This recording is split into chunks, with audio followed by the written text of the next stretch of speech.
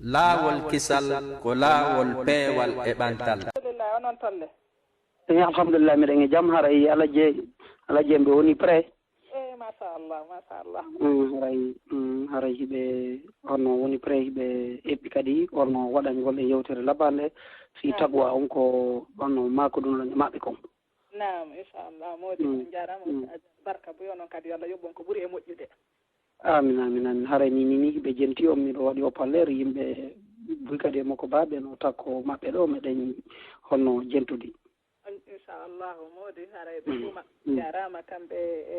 dajji en wo kamɓe e heɗitiɓe ɓen fo haray min weltanike ɓe fo min torki Allah Allah weltano ɓe. nam haray noon joni min watti présentation e juuɗe mon ɗon inchallah hande ko onon woni en présentant en deɓɓe ɗon inchallah. ɗo joni en newna e kamɓe tigui ɓe wallito en ɗon. kasi na probléme kamɓe tigui ɓe wallitoto en ɗon. nam ɓe wallito en no ɗum ɗon kadi kelɗira moƴƴa.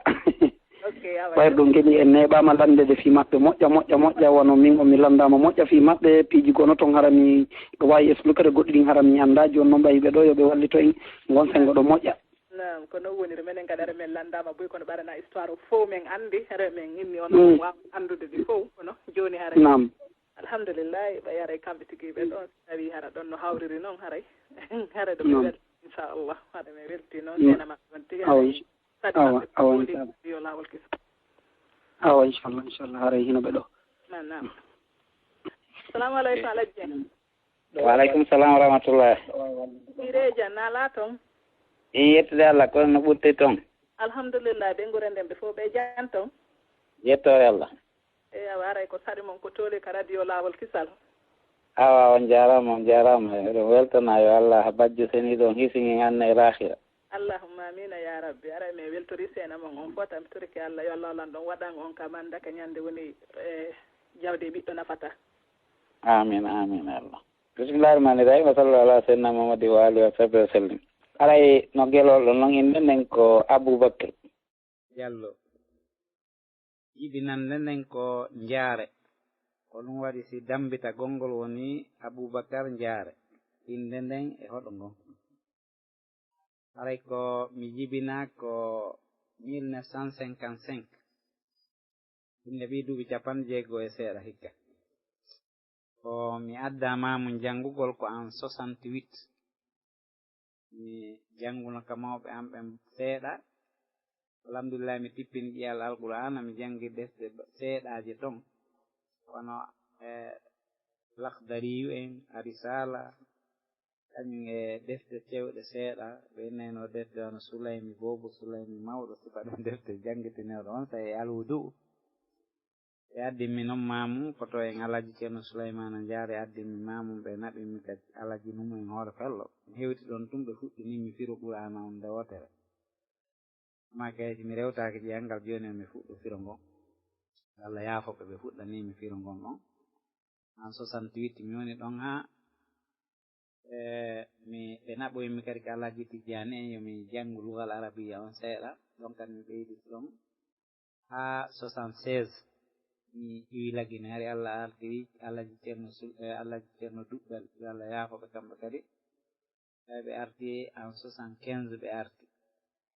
ɓe wakkilinmi yo mi yahu mi ɓeydoya janngugol ngol mi yaari Sierra Leone 76 mi wi ɗo mi yahi toon woni wano lebbi 3 hawrodiri ɓe nangi Teli Diallo Allah yaafoɓe ɓe nande aywa e nder ɗum ɗon mi yahi mi naati Anzaru l'école sefade ɗum nenne Anzaru mi naati ɗon mi janngi ha télé 79 min ƴetta yahugo Saoudi hawrodiri probléme waɗi toon ɗon nana habaru no en goɗɗo no wiyeteno Juhayman al Utaybi goɗɗo no wiyeteno Mouhammad Abdallah al Kahtani o winnuno ko kanko woni Mouhammad al Mahdiyu o feeñi ka suudu Kaaba o waɗi toon gere molanaɗo yimɓe wara saabu ɗum ɓe tardini men wiitaji ɗin men wawde natoyde to gowari woni en 80 min rewi Misra min rewi Syrie min ari noon min naati min ɗiɗɗi janngugol ngol Madina en 80 min naati ka nawi min janngi ɗum ko lycée min janngi ɗon ha elen 83 yettinen ka kulliya min naati kuleetu sharia jangi ɗon ɗen ha 87 min waɗi licence amen on 87 minen yirde nde min continue makka yettinen kadi ka mahadul ali wilal aimati wa du'at min jangi ɗon fi magistére e nder duuɓi 3 milanni jangude en 91 hawrodiri gueɗe on fuɗɗi ke ɗo ɗe Kuwait Iraq min arti en 92 mi arti lagine ɗo ila ɗon saheedi ɗo miɗen jottodiri e janngugol ngol seeɗa seeɗa e janngugol yehi foti waawi ko tawi ko ɗum ɗon reginirgol fi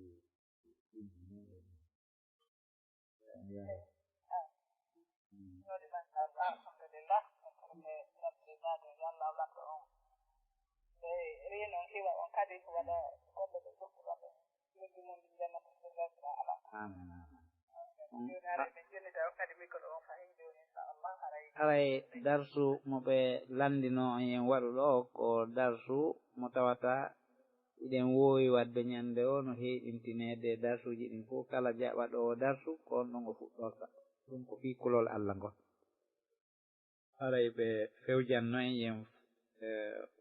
ɓeyditi ɗum ɗon kañum kadi ko zamanu ngu tawata welsindaare ɗuuɗi e jama on fota ɓerɗe ɗen no heewi welsindaare himme fii laahira ɗum ɗon no ɗuytani yimɓe ɓen fota fota hande ko ɓuri ɗuuɗude kon e jama on sewɓe e mawɓe annduɓe eɓe annda fof hande no himmiri aduna on haa feƴƴiti no maapodi fii jawdi e ko jokkodiri e jawdi e teddungal e tuuyoji aduna buy sikki awa malal ngal fof ko ɗon tum woni ɓe tañƴinike wonde awa mo faɗi nden ɗon moƴƴere haray o faɗi aduna o laahira o ɓe ronki anndude laawol salafu saleh kamɓe heɓe annduno malal ngal e ɓuttu on koka kulol Allah woni si tawi woni ɗen ɓerɗe meɗen ɗen meeɗuno kulol Allah no haaniri noon tigi tigi en heɓayno ɓuttu ka aduna ɗo tawa kadi malal ngal ka laahira no habbi en yo Allah subhanahu wa ta'ala ɓokku en ɗiɗo ɓuttu ka aduna e malal ka laahira haray yimɓe hulɓe Allah ɓen ko ɓen ɗon hawtidiri ɗiɗo yo Allah waɗen jeyaɓe huloɓe Allah haray ko wiyete kulol Allah ka luga ko arabu ɓe innata a taqwa ɗum ko kulol Allah ko wiyete noon taqwa ka haala maɓɓe ko ɗum ɓe innata alwiqayatu wal hifs ko ndenka e heedo ko tawata sakkoto goɗɗo e goɗɗum ko ɗum wiyete taqwa ka haala arabu amma ka ɓanginande karamokoɓe sari'aji ɓen e ɓanginande karamokoɓe yimɓe diina kan ɓe inni taqwa kulol Allah haray ko ɓe faandi ko jiyaɗon ko ƴettata kon ko reeni torta ko hiwitora e tikkere Allah e lette makko ɗe ko hen ɗum noon o wawata hiwitorde e tikkere Allah nden e lette makko ɗen ko daranagol yamiroje makko ɗen kanko Allah potto haɗaɗi makko ɗin sooti golli yamiraɗi ɗin no haani gollirede o pottike haɗaɗi ɗin haray ɗum ɗon wonanaymo heedo koyno hiwamo e tikkere Allah nden si tawi o heɓi gonɗon heedo hiwaymo lette Allah ɗen kañum kadi ɗum wiyete taqwa ko ɗum waɗi si karama ko ɓen no mari ɓanginanɗe ɗuuɗuɗe e gon sengo ɗon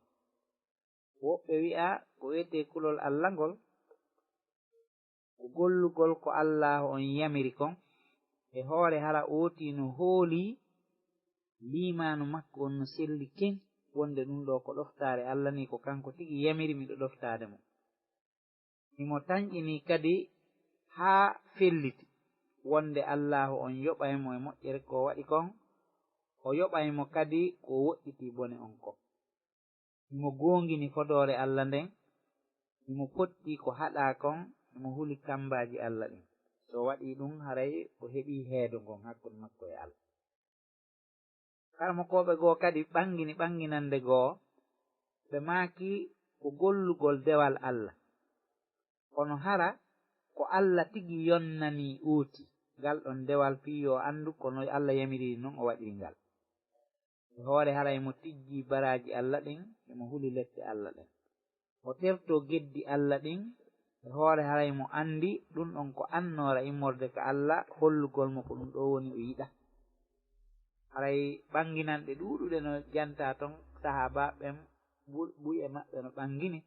kala mo koɓe l'islam mawɓen mo ɓe maɓɓe no ɓangini kono ko woni ko raɓɓiɗi kon e ko weli faamude kon ko en andu kulol Allah ngol ko pottagol ko Allah on haɗi kon fof waɗa ko Allah on yamiri kon ko ɗum ɗon woni ko ñoggande yowdirde nden e kadi kulol Allah haray noon kulol Allah ngol no mari martabaji ko ɗum woni no mari darjaji no mari lefuji to hakkude muɗum no jeeya e lefuji muɗum ɗin renagol e lette luttinayɗe ɗen ko honnon oti renorta e lette luttinayɗe ɗen ko honno o renorta e ɗen lette luttinayɗe ko dogugol sirku few sabuna ko sirku on woni junubu luttinayɗo jommum ka lette yo Allah dandu en ɗum ko martaba arano on non yiyaɗo sino faala heɓude martaba ɓurɗo towde e fi kulol Allah ko yo reeno tawa e lette luttinayɗe ɗen o potto sirku ɓop martaba ɗimmo on ko woɗɗitagol kala junubu wano o khalifatu rasid maketeneɗo Umar bun Abdul Aziz o makuno wo tertagol kala ko Allah harmini ko immorde ko wiyete kon geddi fop totta kala ko Allah yamiri kon ɗum ɗon ko martaba ɓurɗo himmude noon e martabaji kulol Allah no jeeya e martabaji ɗin kañum kadi senagol laɓɓina hoore mum e kala koyno sohlina ooti gay Allah kala ko annduɗa hilninte goɗɗum ngol ronka hilnade dewal Allah ngal e yiɗugol mo ngol kanko Allah subhanahu wa ta'ala e hulgol mo ngol ooti potto kala ko sohlintamo e ɗiɗo haray kulol Allah ngol ɗum ɗon no teddi teddungal muɗum ngal no mawni sabuna ko kulol Allah ngol Allah wasiyi annabaɓe makko ɓen kulol Allah ngol o wasiyino aramɓe ɓen ko ɗum kadi o wasiyi sakkitotoɓe arde ɓen ha ñande dargal Allah wasiyike ɗum ɗon o daali wa laqad wassayna alladina utul kitaba min qablikum wa iyyakum an ittaqullah Allah daali min wasiyike ɓe okkanoɓe defte atti on onon ɓeɗo mofte okkaɓe nde alqur'anare min wasiyike on onon kadi hule Allah ɗum ko wasiye mo Allah wasiyi aramɓe sakkitiɓe non ko wasiye mo Allah subhanahu wa ta'ala wasiyi annabaɓen fuu nulaɗo meɗen on sallallahu alayhi wa sallam kadi wasiyi mofte muɗum ɗen nulaɗo no hewno ko makata usikum bi taqwallahi was-sam'i wat-ta'a mi wasiyke on onon ɗe mofte mi wasiyke on hulugol Allah mi wasiyke on nanugol ɗofto nulaɗo kadi no makayno ittaqilla haysu ma kunt hulu Allah kala ka wonɗa haray kulol Allah ngol ko wasiye nulaɓen fuu annabi Nuh ko kulol Allah o wasiyi yimɓe makko ɓen kala ka yewta fi annabi Nuh ka alqur'ana ko nanata himo wasiyi yimɓe makko ɓen ko wiyata ala tattaquna e on hulata Allah koni hulemo ɗum ɗon ko harfu rirɗingol e hulgol Allah ngol annabi Salihu ko ɗum ɗon wasiyino yimɓe mum ɓen ka jannguɗa fi qissa annabi Salihu e alqur'ana on haray mo wi ton ala tattaquna e on hulata Allah ko ɗum o yeeti yimɓe makko ɓen o wasiwi annabi Huudu wonande yimɓe makko ɓen ala tattaquna ɗum kadi no e qissaji annabi Huudu ɗin fof ka alqur'an o wasiwi annabi Luutu kan kadi o wi'ayno ala tattaquna e on hulata Allah ko ɗum o wasiwi yimɓe makko ɓen kulol Allah ngol ko ɗum woni coñcol ɓurngol himmude ko jiyaɗo wattoto ɗum warsi Allah daari wa libasu taqwa zalika khayr ko kultu kulol Allah ngol si oti ɓornike ɗum ɗon o holata mo ɓornike kulol Allah o wirtatako mo ɓornike kulol Allah haray ko wiyete kon wirtere dogimo amma si tawi oti ɓornaki coñci kulol Allah hay o ɓorni coñci ɓurɗi yoɗude coñci leydi makko nin haray mo wirti Allah subhanahu wa ta'ala o daali ko ɗum ɗon woni ko ɓuri moƴƴude e ko neɗɗanke yewɓoto ya yoɓike kulol Allah ara ya heɓi njoɓaari hittundi wa tazawwadu inna hayra zadi taqwa yooɓe ko ɓuri moƴƴude e ko yooɓete kon fof ko kulol Allah mo heɓi ndin njoɓaari ara o heɓi njoɓaari ɓurndi hittude e njoɓaariji ɗin fuu ko yimɓe hulooɓe Allah ɓen ko ɓen Allah wi ko weldiɓɓe makko ɓenno ko ɓen o daali ala inna awliya Allah la khawfun alayhim wala hum yahzanun alladina amanu wa kanu yattaqun o inni weldiɓɓe Allah ɓen ɓe tata ɓen ko ɓen woni yiɓɓe makko ɓen ɓen ɗon hulata ɓe mapatako ɓe anata ɓe sunatako aduna wo ka lakira wo o daali noon ko yimɓe woni ɓen ko alladina amanu wa kanu yattaqun haray kulol Allah ngol ko ɗum ɗon wallata ootii reenugol tere makko ɗen e fawñagol e geddi ɗin ko kulol Allah ngol waɗata haa ootii yiɗa Allah si o yiɗi Allah o ɓurnay Allah e kala ko o yiɗi kon so ndaari o tawi Allah yiɗaa huunde kaari ko o yiɗi ɗum kanko fof o fawñataako ɓay haray kulol Allah ngol waɗay haa haray mo anndi Allah no sutiimo si tawi woni ɗen o meemi goɗɗum ko Allah yiɗa Allah añaymo sabu ɗum watta haa o reeno kulol Allah ngol no jeyaa e muɗum ko ɗum ɗon waawata anndinde ootii nambaraaji wonɗi ɗin e geddi o annda geddi ɗin waɗay niwre hulɓiniinde hakkunde makko e Allah kanko yedduɗo on ko geddi ɗin woni sabu ɗi nambaraaji wonɗi e hoore leydi ndin ɗo fof sabuna ko geddi ɗin woni sabu tikkere Allah nde ko geddi ɗin junubaaji ɗin ko ɗum ɗon ɗe woni sabu dendaningal ko liɓɓintini kon hakkunde Allah e jiyaaɓe makko ɓen e hoore leydi ndin ko ɗum woni sabu addugol dendaningal masiibuuji wonɗi ɗin e leydi ndin ko geddi ɗin si tawi noon goɗɗo hulii Allah o anndi nambara ko woni e ɗi geddi boneeji ko woni e ɗi geddi haray so hulii Allah o anndi ɗum ɗon o reenike o pottike haray ko wiyetee kon niwre alaa hakkunde makko e Allah subhanahu wa ta'ala ko kulol Allah ngol anndinta ooti yo geru haa o dartoo belaaɗe makko ɗen ko welata wonki makko ɗin o dartoo seytaane e aalaaji makko ɗin e wallindirteeɓe makko ɓen o ɗoftoo Allah subhanahu wa ta'ala ko kulol Allah ngol waɗata haa ko pirki seytaane ɗin ko seytaane woni pircude yimɓe ɓen kon fof hara kanko pircande seytaane nden hewtaali mo ko kulol Allah ngol wallata mo haa o doga e dendaningal sowonsinanɗe seytaane ɗe amma si tawi ooti hulii Allah subhanahu wa ta'ala haray himo mari sifaaji ɗi o jogii no jeyaa e sifaaji hulayɗo Allah o ɓennoto o yaafoto Allah sifike yiɓɓe makko hulooɓe mo ɓen o holli no jeyaa e sifaaji makko ɗin yaafagol o daali kanko Allah wa an ta'fu aqrabu littaqwa o rerɗini hulooɓe mo ɓen yo ɓe yaafo si ɓe waɗaama yo ɓe ɓenno hara ɓe miijitata ko fii ko ɓe waɗaa kon few ɓe yaafo ɓe pottina ko wiyetee kon tikkere few wa an ta'fu aqrabu littaqwa ko yaafagol ngol ɓurata wallude goɗɗo ɓattinamo e kulol Allah ngol ɗum ko sifa yimɓe hulooɓe Allah ɓenno o daali nokku goo wal ya'fu wal yasfahu yo yiɓɓe makko ɓen hulooɓe mo ɓen yo ɓe yaafo ɓe ɓenno o daali alaa tuhibbuna an yaghfira Allahu lakum on yiɗataande Allah yaafoto on ɗum noon ko jippinoo ko e sayyidina Abubakri Siddiq radiyallahu anhu o daali nokku goo wal kaazimina al ghayz wal aafina anin nas wallahu yuhibbul muhsinin o daali iskim ɓe moɗooɓe tikkere moɗugol tikkere no satti iskim ɓe yaafotooɓe yimɓe si ɓe tooñaama ɗum kadi no satti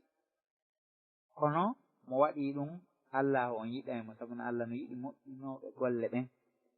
mo yiɗi ɓennotooɓe tikkere muɗum mo yiɗi yaafotooɓe si tooñaama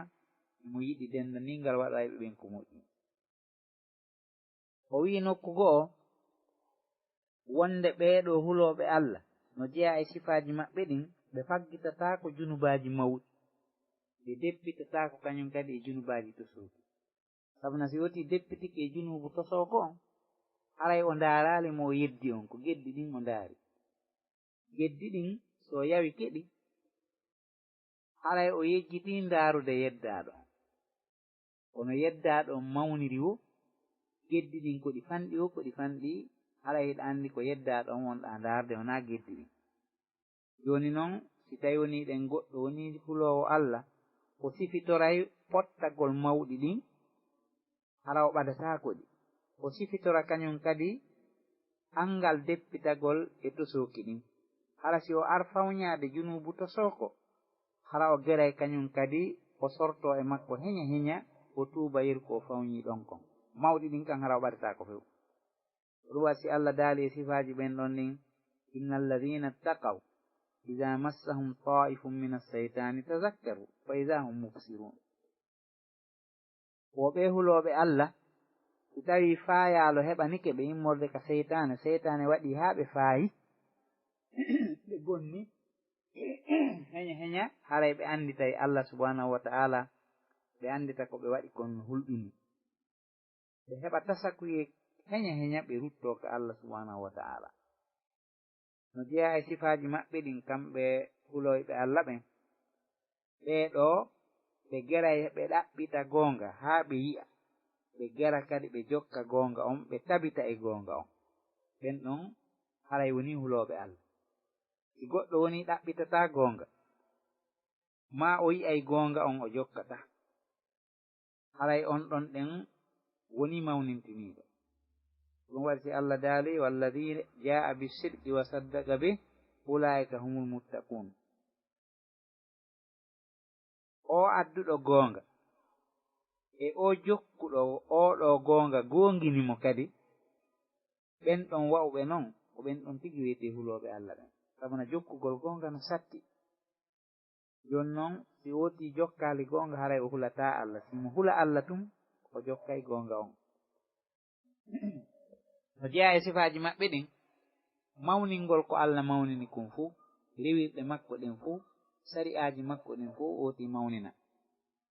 o daali wa man yu'azzim sa'aira Allah fa innaha min taqwa alqulub mo mawnini ko Allah mawnini kon e rewirɗe fof ko inni ɗum ɗo ko maande diina makko ni ɗum ɗo ko rewirde makko ni koko teddini koko hormini kanko Allah subhanahu wa ta'ala emo mawnini fii mum haray no jeeya e maandeji yimɓe hulayɓe Allah ɓe mawningol ɗum ɗon kadi fa innaha min taqwa alqulub ko jeeya ɗum e kulol Allah wona e ɗum ka ɓerɗe no jeeya e sifaaji maɓɓe ɗin kamɓe hulayɓe Allah ko yimɓe wakkiliiɓe haa tawi ɓe ɗaɓɓita e nunɗal ngal ɓe nunɗa e hoore jama on fof haray na e hoore mo ɓe hulata tum ɓe nunɗata hara ɓe nunɗa e hoore jama on fuu ɓe ñaawira nunɗal ngal hara fii ɓe añi goɗɗo hatta ɓe nunɗa e makko fii ɓe yiɗimo hatta ɓe nunɗa e makko hara ɓe toñantamo ɓe toñata oola ɓe toñantamo ɓe yiɗi on ɓe nunɗay ɓe toñatamo ɓe añi on ɓe nunɗay ɗum kadi ko jeeya ɗum e sifaaji yimɓe hulooɓe Allah ko waɗi so daali wala yajrimannakum sana'anu qawmin ala alla ta'dilu i'dilu huwa aqrabu littaqwa wota faggintin on konnagol yimɓe hawre ko woni hakkunde mon e goɗɗo wota ɗum waɗu haaron kon nunɗude nunɗe sabna ko nunɗal ngal woni ko ɓannata goɗɗo e kulol Allah ɓannamo e Allah subhanahu wa ta'ala ɗum no holli wonde nunɗal ngal koye cenɗe ɗen fuu fii an e goɗɗo hiɗon haɓi ma an e goɗɗo goɗɗum no hakkunde moɗon ko ɓattodiri e konnaagu e maɗum e ngayngu e ko nandi e mum si ari ka ñaawoore nunɗo hakkunde moɗon wota toñumo fii a yiɗaamo sabuna ko ɗum ɗon wiyete sifaaji huloowo Allah komo tawata o nunɗa e hoore jama on fuu o wowlay goonga e hoore yimɓe ɓen fuu ɗum ɗon wiyete maande hooti no hula Allah ko Allah woni hulde ko ɗum waɗi so waɗi no jeeya e maandeji ɓeeɗo hulooɓe Allah no jeeya e sifaaji maɓɓe ɗin jokkugol laawol goonguɓe ɓen si laawi ɗiɗi seekaama jokka laawol ka gonga on woniri ɗon gongu ɗon iwtira ɓaawo on ɗon wallitoɗa on ɗon ɗum ko sifa hulowo Allah non ko ɗum waɗi si Allah daali ya ayyuha alladina amanu ttaqullah ey kono yimɓe gomɗinɓe hule Allah dey o watti ɗon hen ɗum wa kunu ma as-sadiqina wonde e gonguɓe ɓen yani wonde e jokkuɓe gonga wonde e gonga on wota ittere mone waɗu ha ronka jokkude gonga on wonde e gomɗuɓe ɓen ko ɗum Allah yamiri on ɗum kadi ko sifaji huloɓe Allah ko jokkugol gonga on no jeeya e sifaji maɓɓe ɗin tertagol kala jiɗi liɓi kulol wota oti yanu e harmuɗi ɗin si tawi goɗɗum jiɗi liɓi heɓi ke nder muɗum alay koyo oti potto o reeno e on jiɓi liɓi kulol wota o fawño e ko harmi kon ɗum ɗo ko sifaji huloɓe Allah mo jogi ke sifa ɗi sifaji ɗo ɗen haray o kontama e huloɓe Allah ɓen amma si goɗɗo huli Allah hayno jeeya e dimɗe ko Allah subhanahu wa ta'ala waɗantamo kon moƴƴereji timmuɗi ɗi Allah subhanahu wa ta'ala waɗantamo ɗin so huli Allah ko adi kon taw Allah yaltinaymo e kala soñjamo o yolli e muɗum si tawi goɗɗo heɓi kulol Allah taa ko kulol Allah gomɗugol hakkude makko e Allah on tawa hunde yollaki ton ko tuninta ngol ɗon kulol ɓernde makko nden no laaɓi poyi e kulol Allah ngol no timmitis kala ko yolli e muɗum Allah addanaymo yolɗindi e muɗum kala ko ari feƴƴira e hoore makko no newri ko ɗum Allah daali wa man yattaqillah yaj'al lahu makhraja wa yarzuqhu min haythu la yahtasib mo huli Allah Allah on waɗanaymo yolɗende o yaltinamo e kala sattende o arsikamo ha nokku ɗo miijanuki no jeeya e dimɗe kulol Allah Allah newinanaymo fiyakuji makko ɗin fuu ko nangi o ko nangi e ko yaade e wela e Allah ko nangi o ko nangi Allah newinanaymo fi muɗum o yiɓono ɗum ɗo heɓori kanko e angal doole makko e angal sabuji makko e ko angal e ko wallitora hay e hunde kono si tawi mo wondi e kulol Allah ngol haray himo wondi e ko wallata ko mo kon fop o daali wa man yattaqillaha yaj'al lahu min amrihi yusra mo huli Allah tun Allah waɗanaymo fiyakuji makko ɗin fuu newayare Allah newinanaymo fiyakuji makko ɗin fuu ko neware jiyaɗo woni ko tijji sabuna neware nden ko nema mawɗo si tawi Allah subhanahu wa ta'ala newinanima piiji ɗin fo newoto hay mahide nden e sattude newanto uuti naatugol aljanna newanomo piiji ko metti heɓde kon fo Allah newinanamo fimmo haray no jeeya e dimɗe ko Allah okkata kon huluɗomo waɗugol annora ka fondo makko Allah subhanahu wa ta'ala o waɗa e annora ka ɓernde makko fondo on wona fondo jogiiɗo annora o daali nokkugo in tattaqullah yaj'al lakum furqana si tawi on huli Allah tigi tigi o waɗanayi on annora tasakuye ka ɓerɗe moɗon annora tasakuye ka ɓerɗe moɗon o hiwa ɓerɗe moɗon ɗen hara koko on waway sendidirde fenande e gonga on waway sendidirde ko moƴƴi ko boni on waway sendidirde gaño mon haqiqaji on ɗum ko iblisa laawol makko ngol e laawol yiɓɓe Allah ɓen subhanahu wa ta'ala Allah waɗana on annora ka ɓerɗe moɗon hara on fawñata ko niwre wonata nder ton ko ɗum woni imanu timmuɗo heɓoto ka nder ɓerɗe moɗon tasakuyeji timmuɗi heɓo nder ton ɗum ɗon ko dimɗe hulugol Allah ngolno no jeeya e dimɗe hulugol Allah ngol Allah e malayika ɓe makko ɓen yiɗaymo si woni Allah yiɗi goɗɗo malayikaɓe makko ɓen kanko Allah yiɗi ooti Allah subhanahu wa ta'ala o wahayinay e Jibril no ardi noon e hadisi selluɗo wonde dey kaari ko giɗo an min mi yiɗimo an kadi yiɗumo Jibrilu kadi yeeto yimɓe ɓen ka kammu fuu wonde Allah subhanahu wa ta'ala yiɗi kaari oɗo ko giɗo Allah ni si o woni giɗo Allah haray o woni giɗo malaika fuu ka woni giɗo malaika fuu haray o woni giɗo julɓe ɓen kañum kadi fuu Allah subhanahu wa ta'ala hiwaymo e fawñagol e ko tikkinta Allah kon o heɓa ko ɗum wiyete battane moƴƴe no jeeya e dimɗe kulol Allah Allah on wallaymo o sembinamo o fewna tatanɗe makko ɗen o daali nokkugo wattaqullah wa alamu anna allaha ma almuttaqin hule Allah ande Allah no wondi e huloɓe mo ɓen Allah sino wondi e goɗɗo o sembinaymo Allah sino wondi e goɗɗo o jippinay ballal makko ngal e makko Allah sino wondi e goɗɗo o hollaymo laawol no jeeya e dimɗe kulol Allah Allah jippinay barke e gurdam makko ɗan hayti ɗan ɗuuɗaali kono ɗan waɗete barke ta ndaari wano karamokoɓe feƴƴunoɓe kurkaniɓe diina huli Allah woɓɓe no ton hara ko ano duuɓi 30 e goɗɗum ɓe heɓi woɓɓe no ton ko duuɓi 40 e seeɗa ɓe heɓi tawi ɓe acci ngaluuji ko huutore ha annal Allah sifano Imamu Nawawi en on ko an duuɓi 45 ɗuuri no woodi woɓɓe heɓɓe duuɓi 50 no woodi ɓe heɓaali ɗum tawi ɓe acci defte 200 walli faaɗe acci almuɓɓe ko sifa mum ala pehe maɓɓe no huutorede e diina ko ɗum woni haray Allah waɗi barke gurdam ootiɗan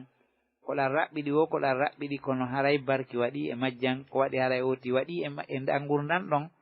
ko o weltinirta Allah subhanahu wa ta'ala e ko ɓeydorta baraji ɗum wasi Allah daali walaw anna ahlal qura amanu wattaqaw la fatahna alayhim barakatin min as-sama'i wal ard wosi yimɓe cayeɗen gomɗinno Allah e haqiqa har naafiga ko ala ka ɓerɗe maɓɓe ɓe huli Allah ka haqiqa har na hulinkinagol ha Allah on udditanayno ɓe barki mawki ki yupporo ka kammuki tullito ka leydi kala ko woti nangi Allah waɗa barki e muɗum gurdam ɗan waɗe barki piiji ɗin fof e makko Allah waɗa barki e muɗum kono nde wonno kulol Allah ɗuytike hande gurdam yimɓe ɓen barki ɗuuɗa e muɗum golleji maɓɓe ɗin barki ɗuuɗa e muɗum ngaluuji no woodi fowtere ala ɓutto ala piiji ɗin fof masinji no woodi alaji no woodi piiji ɗin fof no newi kono soñjaji ɗin e ɓittereji ɗin no woodi barki kin Allahu on riiwi no jeeya e dimɗe kulol Allah Allah towɗo on waɗanay hulɗomo on jantore moƴƴere nden jantore moƴƴere o wuurida e mayre o maayida e mayre ɗum ɗon woni welo welo yacciɗo on wonande julɗo ka aduna o waɗa moƴƴere yimɓe ɓen yettamo e mayre o heɓa nantol moƴƴol hakkunde makko e julɓe ɓen ɓaawo Allah yiɗudemo ɗum ɗon haray ɓayna fii ɗum o waɗiri ko Allah waɗanimo fiyo ɗum ɗon wonanmo welo welo yacciɗo on noon ka aduna e hoore moƴƴere nde o marana nden ka lahira haray ɗum ɗon jillodira e nani e yingo e ko nandi e muɗum ko Allah tun waɗata yo nden moƴƴere ɗon ɗen yaccanomo o heɓa nden kadi ka aduna ɗo ɗum wiyete o heɓa muyba o heɓa inde moƴƴere e nantol moƴƴol hakkunde makko e yimɓe ɓen simo wuuri ɓe du'anomo sabu ɗum so o maayi kadi ɓe du'anomo ɗum ko mande wonde Allah no yiɗi wooti so maydi e kulol Allah o maydi e jikki julɓe ɓen ɓe du'antomo ka o wuuri ɓe du'anomo so maayi amma si tawi Allah yiɗa ooti imo waawi wuurude hayso o heɓi giggol hakkunde makko e yimɓe ɓen kono si tawi woni ɗen kulol Allah makko ngol laaɓa ko woni kon ka ɓernde makko laaɓa no gasa Allah jarri boramo heɓugol ñakko sakkitorum gurdam makko o heɓa ɗon battane bonɗe sabu ɗum hara yiɗunoɓe mo fof añamo o heɓa battane bonɗe sabu ɗum ɗon si tawi woni Allah no yiɗi goɗɗo o mayday e jikke julɓe ɓen o mayda e muyba si tawi woni Allah añimo o mayday e ñakko haray ɗum ɗon ko mande wonde Allah yiɗamo ko en ɗum waɗi haray ɓernde makko nden hari laaɓa dewal makko ngal laaɓa si tawi woni ɗen ooti heɓi ñakko ka mayde makko haray ɗum ɗon wonay sabu ha julɓe ɓen ɗuytita du'aji maɓɓe ɗin e makko sabu hutaare haray naati yani si Allah noon no yiɗi goɗɗo hara kulol Allah makko ngol no hisi ngol laaɓi ɓernde makko nden no laaɓi Allah on yaccinanaymo welo welo ko aduna o wuurida e muɗum ha o mayda e ɗum ɗon julɓe ɓen du'anomo malaika ɓen du'anomo Allah subhanahu wa ta'ala holli wonde malaika ɓen du'anto moƴƴuɓe ɓen julɓe moƴƴuɓe ɓen ɓe jippo e maɓɓe kañum kadi ka fewndo mayde ɓe weltinaɓe ɓe innawata on hulwota on suno kominen woni yiɓɓe moɗon ɓen ka aduna kominen woni wondiɓe moɗon ɓen kañum kadi ka lahira wota on hulwota on maapo ka won ɗon arde ɗo no moƴƴani o hoti mayda e ɗum ɗon ko ɗum woni haray oti heɓi battane moƴƴe kala julɗo ko toroto Allah ko Allah hokkomo battane moƴƴe kala no o wuuriri si tawi o heɓali battane moƴƴe haray gurdam makko ɗan nafaali mo kala no oti wuuriri si o heɓi battane moƴƴe tun haray Allahu on ko mande wonde Allah no yiɗi wuudi ɗum waɗi siko husnul khatima julɗo fof toroto Allah okku oti battane moƴƴe so heɓi battane moƴƴe hara o heɓi ko laɓɓete ko Allah okku no jeeya e dimɗe kulol Allah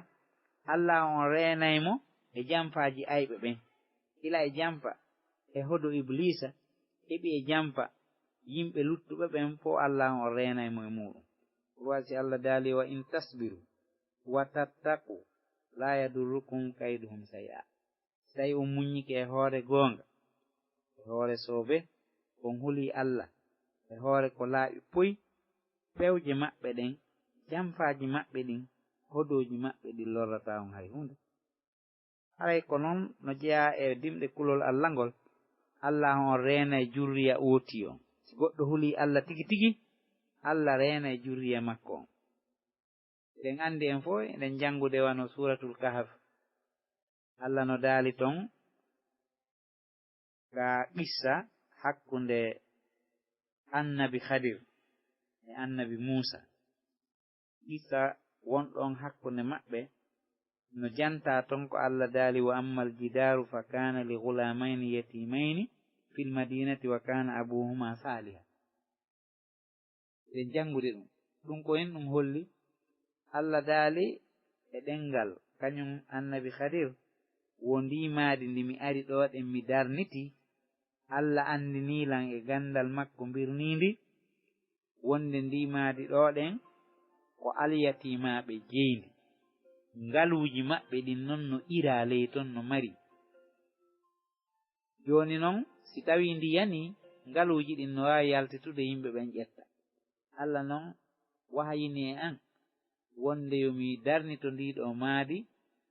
fii yo anda yatimaɓe ɓen mawnoy ɓe hellife ɓe hetta ngaluuji ko mawɓe maɓɓe ɓen acci kon Allah ko hen ɗo reeniri ɓen ɗon alyatimaɓe o reeni ɓen ɗon ɓiɓɓe ko sabu moƴƴere baaba maɓɓe nden ko ɗum waɗi so daali wa kana abuhuma saliha hari baaba maɓɓe ko moƴƴo ko ɗum waɗi si goɗɗo woni moƴƴo o woni laaɓuɗo ɓernde o woni yiɗanɗo julɓe ɓen ko yiɗani kon hoore makko Allah yaltinayi ɗum ɗon moƴƴere jande e ɓiɓɓe makko ɓen o hasi kon ɓiɗɗo no heɓira moƴƴere baaba muɗum woɗɗitiɗo karmo koɓe firoɓe qur'ana goo no wi wo o baaba ɓe sukaɓe moƴƴo ɗo wo hari hina baaba makko heɓuɗum on tigi o mama sorojo makko woɗɗitinoɓe ɗum ɗon holli wonde Allah no reena ɓiɓɓe ootiɓen saabu moƴƴere mama soro maɓɓe ma baaba maɓɓe ma ko nandi muɗum ɗum fof ko dimɗe kulol Allah so tawi woni goɗɗo woni hulowo Allah Allah subhanahu wa ta'ala waɗanaymo moƴƴiriji buy no jeeya e mandeji maɗum dimɗe ko kulol Allah ngol nafata no wona sabu jaɓede golle si tawi woni ɗen goɗɗo ko hulowo Allah tigi tigi golle makko ɗen Allah jaɓay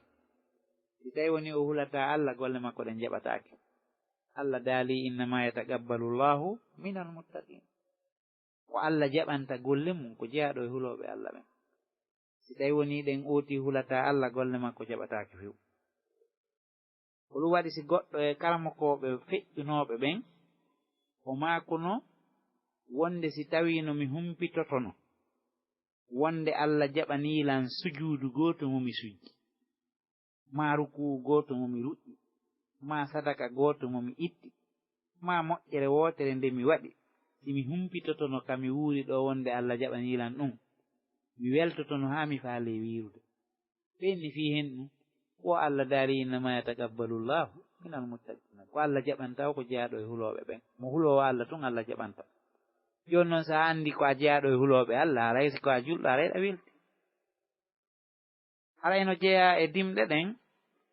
kulol Allah ngol wona e sabu daɗugol ooti e lette aduna ɗen haalaaka lette laahira ɗen kam fiwti ko huloowo Allah o maydi e kulol Allah o daɗa e hay lette aduna naafi noon laahara ko wasi Allah daari wa najjayna alladina amanu wa kanu yattaqun min dandi gomniɓe ɓen ɓay hariɓe hula Allah no jeeya e dimɗe ɗen ko wiyete kon beleendi limanu on yani kala jogiiɗo limanu haray on limanu no mari meeɗendi ka nder ɓernde ton no mari ton mbilendi no mari ton dakamme on dakamme wooti heɓimo woosimo hula Allah na ɗum o heɓata dakamme limanu on tigi tigi tigi o ɗum wasi nulaaɗo Allah sallallahu alaihi wasallam no maaka e hadiseji ɗuɗuɗe mo waɗi hunde kaari zaqata amal iman o meeɗi haray dakamme limanu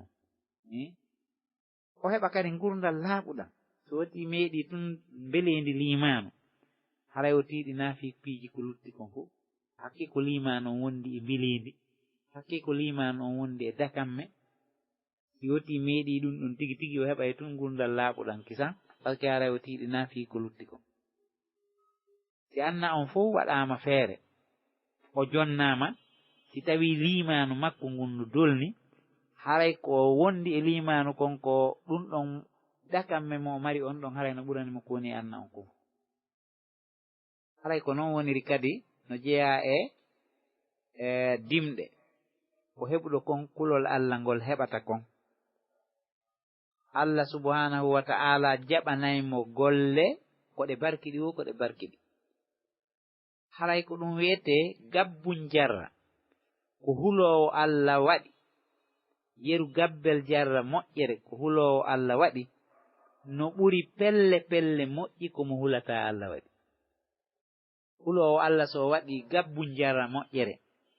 nden moƴƴere haray no hittika Allah ɓuri pelle pelle moƴƴereji komo tawata mo hulata Allah waɗi neɗɗanke mo tawata ko hoditorɗo golle muɗum haawiɗo hoore muɗum haawi golle muɗum jilli e mawnintinare jilli e haawagol hoore mum faamina kañum no ɓuri fof dewal haray on ɗon ɗen ko waɗi dewe dewe ko ɗe ɗuuɗi o Allah jaɓata ko ɗum wasi nulaaɗo Allah sallallahu alaihi wasallam no maaki heewi waalowo naafude hara o yoɓataake hay hunde ko woodanimo e nder golle makko ɗen ko waalugol henkiñƴinaade haa weeta joddi fuu so o timara koye ɗum waɗi ko kulol Allah woni heɓaake e golle makko ɗen heewi ɗaanotooɗo kono hara Allah no jippini yurmeende makko nden e makko himo ɗaani ɓay haray mo wondi kulol Allah o ɗaano yangaade kono alaa heɓude moƴƴere hay hunde ko waɗi yangi makko kin taw wonda e kulol Allah oɗa noon no ɗaani kono ka o ɗaani ɗon haray yurmeende Allah nde no jippi e makko ɓayi o ɗaanodo e kulol Allah ngol mo ɗaanodi e kulol Allah no ɓuri naafiduɗo e angal kulol Allah ko kulol Allah ngol woni ko sendi kon golleji ɗi no jeeya e dimɗe ɗen Allah on yaafoto bonɗi makko tusoki ɗin fof sabu kulol Allah ngol si tawi woni goɗɗo no hula Allah tigi tigi tigi bakkatuji makko tusoki ɗin fof Allah sunnayi ɗum wawa si tawi o waɗali ha hande sabu kulol Allah ngol watta ɗum si tawi noon oti hulata Allah o nangiraymo moƴƴi tosoki ɗin o jani ɗin wo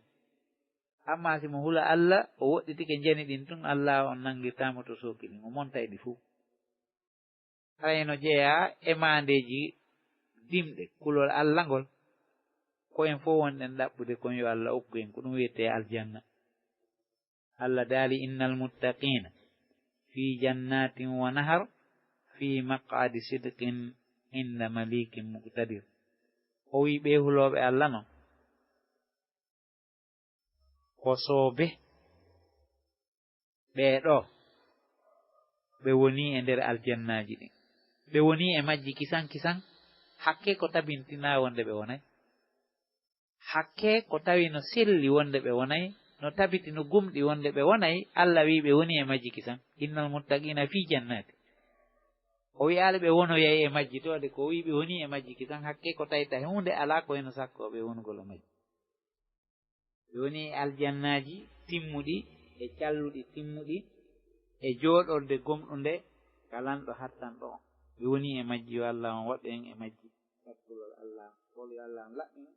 ɓerɗe meɗen en waɗa en huloɓe Allah bela jo aljanna no wona jaaƴorde men yo Allah waɗan en tawi ɗum ɗo ko yeru waɗugol barke e yewtere udditorde fii ko yowndiri e kulol Allah en torki Allah waɗo en huloɓe Allah yo waɗo en ka naatayɓe aljanna makko to ɗum o hewlini en huloɓe Allah ɓen wa sallallahu alaihi wa sallam wa alihi wa sahbihi wa sallam. Assalamu alaikum. Wa alaikum assalam wa rahmatullahi wa barakatuh. Modi masha Allah on jarama barka buy yo Allah lando waɗu men nana jaɓa hara min weltori yewtere nden fota kona seeɗa hara lan jonnude mudani ɗo ɓe faala hiwrade. Assalamu aleykum. Assalamu aleykum wa rahmatullah ustad. Wa aleykum assalam wa rahmatullahi wa barakatuh. Mode jazakumullah khairu jazai min weltori yewtere nden masha Allah Allah lano waɗa barke e golle mon nden waɗa barke e ɓeygure mon nden ko ɗum woni yewtere muhadara par ce que koko tawata kon hulɓina e ɓerɗe jama on ko ɗum hana yewtede fewno ko hande ka fewne gadna ɗo donc haray min weltori yewtere moƴƴa haray ɓaynani hara ɗon okkiti o nawaɗugol taalik haray ko weltanagon ɗum haray inchallah haray ko goto haray minen kadi meɗen ɗo meɗen noddi o ñande o e ka radio Law Kisal ɗo haray ko kafude inchallah laba so jarama jazakumullahu khairan yo Allah alan ɗon jaɓu golle men allahumma amin golle ko wona gollele kon fof cenɗe ɗen fof fi ɓantugol diina kan e fi yaññugol l'islam on e faamingol yimɓe ɓen l'islam on ko laaɓi yo Allah alan ɗon yoɓu en ko ɓuri moƴƴude e joddi mo ɓe ka woniri ɗon yo Allah alan ɗon jaɓanmo golle makko ɗe allahumma jarama no weltanima moƴƴa. Anam. Q&A session started. Q&A session is over. Assalamu alaikum Sheikh. Wa alaikum salam. Sare nala to ngafian hebi. Yettore Allah alhamdulillah. Are ko jangana kuji mon do wete do Abdallah Diallo inshallah mo janno don Konakir don ha me yari Misra to me ardiri to non me den tele Belgique do. Alhamdulillah jazakumullahu khair. Yalla no gato non o yeggitiro men kono me yeggitari on inshallah. Ko ɗo woni haray no miijitoto kono ko men yii otiji men anndita inchallah minen nganndi o moƴƴa jogande makka docteur ɗa on no beesi aɗa ha yara ɗo na mi anni miniére on jarama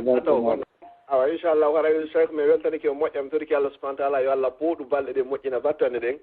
amina yo Allah amina yo Allah hawten kaldenaji men fi misan hesanati ɗum yawmaddin ya rabbal alamin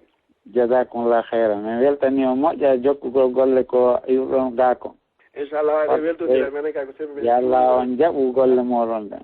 eɗen ɓeyditorade on du'a en torani on du'a en torani on du'a minen kam en tori on du'a fi ga leyɗe ka wona inchallah barakallahu fikum inchallah aray o yektumen ka du'a o jara ko tumbireji jemmaji ɗin inchallah shukran e weltike moƴƴa noon hara mi inni o ahlan wa sahlan wa marhaban bikum kare ka radio Lawol Kisal ɗo inchallah tumo jarama